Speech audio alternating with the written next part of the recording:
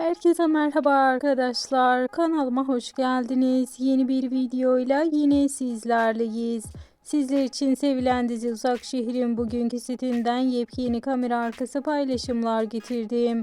Bugün Ozan Akbabasız set vardı ve setten ilk kareler sabah saatlerinde geldi. Ben de hemen sizlere iletmek istedim. Çekimler kaldığı yerden devam ediyor. Uzak şehirde daha neler olacak hepsini birer birer sizlerle paylaşacağız arkadaşlar. Oyuncularımızın günlük paylaşımları, setten yaptıkları eğlenceli kareler ve yepyeni görüntüler her an kanalımızda paylaşılıyor. Eğer sizler de bir Uzak Şehir hayranıysanız ve herkesten önce tüm haberlerden haberdar olmak istiyorsanız kanalımı takipte kalmayı, bildirim zilini açık tutmayı unutmayın. Şimdilik ise benden bu kadar. Hoşça kalın.